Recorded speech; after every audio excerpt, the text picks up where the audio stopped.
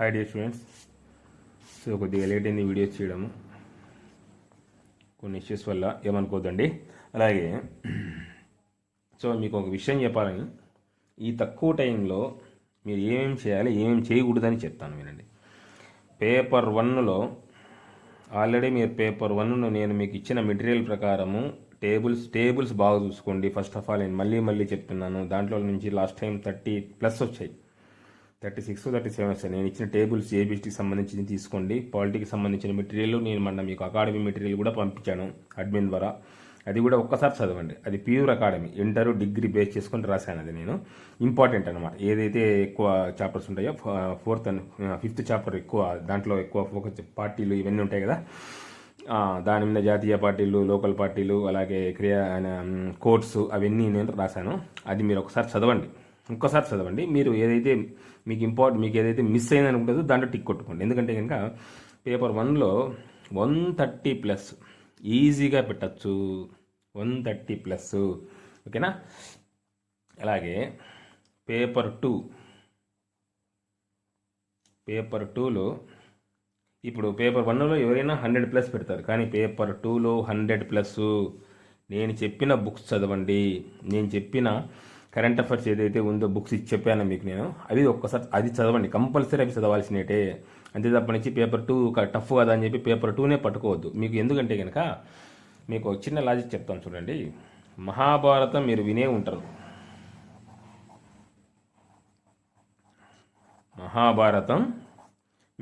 ఉంటారు, ఎక్కడో ఒకసారైనా వినే ఉంటారు. ఓకేనా? పాండవులు ఒక సైడు,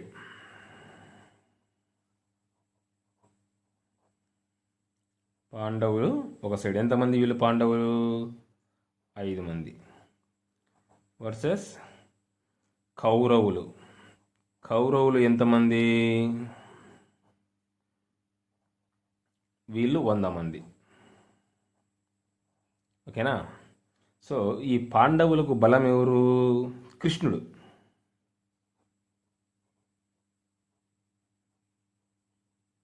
కౌరవులకు బలం ఎవరు? కర్ణుడు. ఓకేనా? సో ఈ 5 మంది ఈ 100 మందిని ఓడించాలి అంటే కనుక ముందు 100 మందిని చంపాల్సిన అవసరం లేదు. చూడండి, బలం కంటే ఈ లైన్ బాగా గుర్తుపెట్టుకోండి అమ్మా, జీవితాంతం గుర్తుపెట్టుకోండి. ఓన్లీ ఎగ్జామ్కే కాదు, జీవితాంతం గుర్తుపెట్టుకోండి. బలం కంటే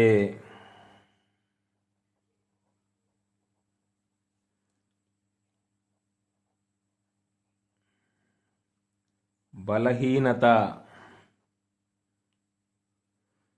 బలమైనది.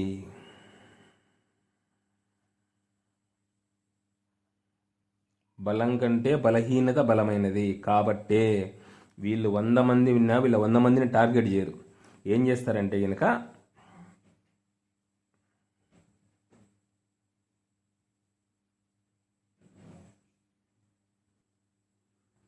ఫస్ట్ ఏం చేస్తారంటే వీళ్ళ టార్గెట్ ఈ 100 మంది మీద కాదు, ఈ కర్ణుడిని చంపుతారు ఫస్ట్. ఎందుకంటే 100 మందిని చంపడం పెద్ద కష్టం కాదు. ఓకేనా? అది ఈజీ. ఓకేనా? ఈ ఫస్ట్ వీళ్ళ సైడ్ బలం ఏంటంటే, యాక్చువల్లీ కర్ణుడు పాండవులకు అన్న, అగ్రజుడు, అందరికంటే ముందు కుంతిదేవికి పుట్టింటాడు. ఓకేనా? సో కాబట్టి అయినా కూడా వీళ్ళ సైడ్ ఉంటాడు, అధర్మం సైడ్ ఉంటాడని చెప్పేసి ఫస్ట్ ఏం చేస్తారంటే కనుక వీళ్ళు బలం ఏంటంటే కనుక కర్ణుడు, కాబట్టి కర్ణుడిని చంపేస్తారు. గుర్తుపెట్టుకోండి బాగా. అంటే బలం కంటే బలమైనది బలహీనత. వీళ్ళ కర్ణుడు ఉండాడనే కదా వీళ్ళు రెచ్చిపోయింది. అదే కర్ణుడిని చంపేస్తే వీళ్ళని ఈజీగా చంపేయచ్చు. ఓకేనా? యాక్చువల్లీ కర్ణుడు కూడా ఇలా అగ్రజుడు, అందరికంటే పెద్దవాడు. ఓకేనా? కాబట్టి మీకు నేను చెప్పే మోరల్ ఏంటంటే అది బలం కంటే బలమైనది బలహీనత. నెక్స్ట్, ఈ మూమెంట్లో కొత్త బుక్స్, న్యూ బుక్స్ కొనొద్దు.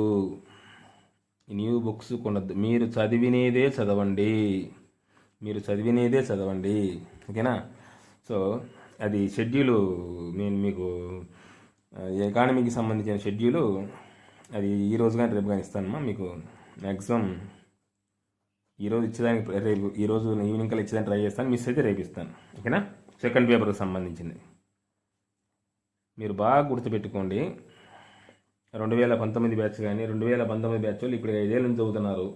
మరి ఎగ్జామ్ పెట్టి రాయడం లేదు వాళ్ళు. సరే ఓకే, మీరేం చిన్న పిల్లలు కాదు, మీ పిల్లలకి చదువు, మీ పిల్లలు స్కూల్కి పోకుండా అంటే మీరు ఊరుకుంటారా? ఊరుకోరు కదా. So what ever it is. So మీకు మీకు చెప్పే వయసు దాటిపోయింది మీకు, ఓకేనా. కాబట్టి జాగ్రత్తగా ప్రిపేర్ కండి, ఎగ్జామ్ రాయకుండా మళ్ళీ.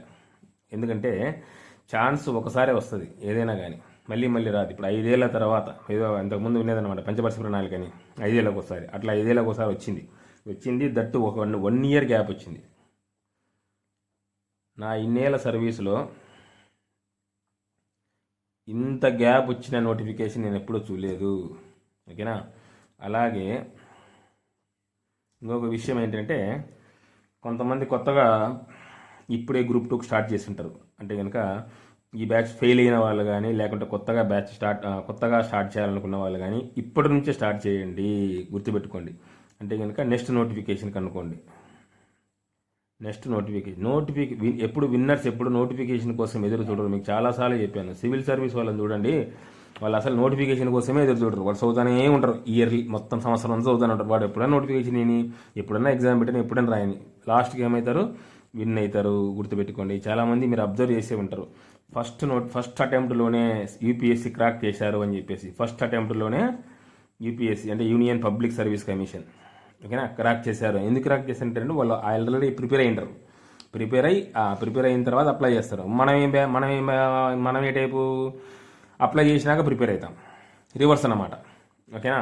యూపీఎస్సీకి ఏబిపిఎస్సికి తేడా ఏంటంటే కనుక, అంటే స్టూడెంట్స్ గురించి చెప్తున్నాను. ఏబిపిఎస్సికి తేడా ఏంటంటే కనుక, వీళ్ళు ప్రిపేర్ అయిన తర్వాత అప్లై చేస్తారు, ఫస్ట్ ప్రిపేర్ అవుతారు. మన ఏబిపిఎస్సి క్యాండిడేట్స్ ఏం చేస్తారంటే కనుక, ముందు నోటిఫికేషన్ కోసం ఎదురు చూసిన తర్వాత మళ్ళీ ప్రిపేర్ అవుతారు. ఎందుకు జాబ్ రాదు అంటే కనుక, కొంతమంది ఏళ్ల తరబడి చదువుతుంటారు. ఇదే రీజను. ఫస్ట్ కావాల్సింది ప్రిపరేషను. తర్వాత మీరు నోటిఫికేషన్ ఎప్పుడన్నా వదిలిని ప్రిపేర్ అయితే కనుక విన్ కావచ్చు. నోటిఫికేషన్ కోసం, ఎగ్జామ్ డేట్ కోసం, ఎగ్జామ్ డేట్ దగ్గరికి వచ్చినాక మళ్ళీ పోస్ట్ పోన్ చేయండి దయచేసి. ఒక 1 మంత్ అంతా 1 ఇయర్ ఇచ్చారు వాళ్ళు, అయినా కూడా మళ్ళీ 1 మంత్ పోస్ట్ పోన్ చేశారు చూడండి. సో కాబట్టి ఇలాంటి మంచి ఛాన్స్ను మీరు యూటిలైజ్ చేసుకోవాలని నేను చెప్తున్నాను. అలాగే ఎకానమీకి సెకండ్ పేపర్ నేను చెప్పిన బుక్స్ కాకుండా మీరు ఇంకొక బుక్స్ చదివి నాకు జాబ్ రాలేదు సార్ అంటే నేనేం చేయలేను. నేను బాధ్యుని కాదు, ముందే చెప్తున్నాను. నేను ఏదైతే చెప్పానో ఎకానమీకి, అది పూర్తిగా నేను చెప్పిన కరెంట్ అఫైర్స్ కానీ, అలాగే నేను చెప్పిన బుక్స్ కానీ చదవండి. పెద్ద పెద్ద గ్రంథాలు చదవాల్సిన అవసరం లేదు. మీరేమి పిహెచ్డి చేయడం లేదు, ఓకే. జస్ట్ యువర్ ఏదో ప్రిపేర్ అవుతున్నారు అంతవరకు ఒక ఎగ్జామ్కు. సో కాబట్టి ఎకానమీకి కానీ, ఎస్ఎన్టీకి కానీ, సైన్స్ అండ్ టెక్నాలజీకి కానీ, దీంట్లో కనుక మీరు 90 to 100 పెట్టారంటే, నేను ఇప్పుడే చెప్తున్నాను, ఎగ్జామ్ రాయక ముందే చెప్తున్నాను. చాలామంది కట్ ఆఫ్ ఇంత ఉంటుంది, కట్ ఆఫ్ నేను చెప్పనండి. ఎందుకంటే ఎగ్జామ్ రాసిన తర్వాత ఏదైనా కట్ ఆఫ్ ఉంటుంది. కానీ ఇప్పుడు ఏదైతే ఉంటారో చూసినారా, పెళ్లి కాని ఎంతమంది రా పిల్లలు నీకు ఎంతమంది రా అడిగితే ఎటుంటుంది, ఎంత కామెడీగా ఉంటుంది, అట్లుంటుంది అన్నమాట. ఎగ్జామ్ రాయకముందే కట్ ఆఫ్ ఇంత ఉంటుంది అని చెప్పేదానికి అంతే కామెడీగా ఉంటుంది. ఎగ్జామ్ రాసిన తర్వాత నేను చెప్తాను మీకు ఎగ్జాక్ట్గా ఎంత ఉంటుంది, ఈ నుంచి ఈ మధ్యలో ఉండొచ్చు అని చెప్పి చెప్తాను. అంతవరకు మీరు కట్ ఆఫ్ గురించి కానీ ఎంత ఉంటుంది అని అన్నీ అనవసరం మీకు, ఓకేనా. మీ టార్గెట్ అంతా ఏంది? Only preparation. డైలీ ఇప్పుడు హవర్స్ పెంచండి. ఇప్పుడు హవర్స్ మినిమం 10 to 12 అవర్స్ పెంచండి, దయచేసి పెంచండి. ఎందుకంటే కనుక ఈ 1 మంత్ మీది కాదనుకోండి, 1 మంత్ మీది కాదనుకుంటే నిండు నూరేళ్ళు మీదే అవుతుంది. ఈ 1 మంత్ మీది కాదు అనుకుంటే, 1 మంత్ కూడా లేదు కదా, ఈ 1 మంత్ మీది కాదు అనుకుంటే కనుక మీది కాదు.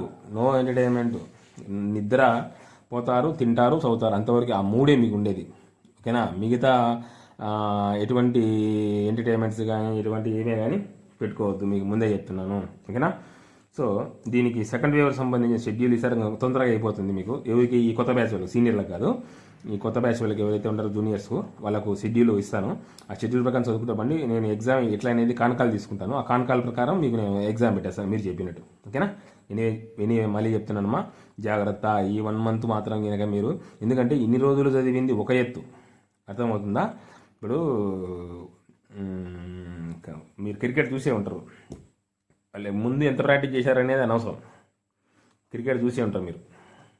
ముందు నెట్లో నేను రోజుకు 12 గంటలు ప్రాక్టీస్ చేస్తాడా, ఆడ డక్అవుట్ అయినా అంటే కనుక అది కామెడీగా ఉంటుంది. నువ్వు ఆ ఫీల్డ్లో ఎంత కొట్టినావు అనేది మాత్రం ఇంపార్టెంట్. సేమ్ అంతే, ఎగ్జామ్ కూడా అంతే. ఓకేనా? Anyway, thank you and wish you all the best.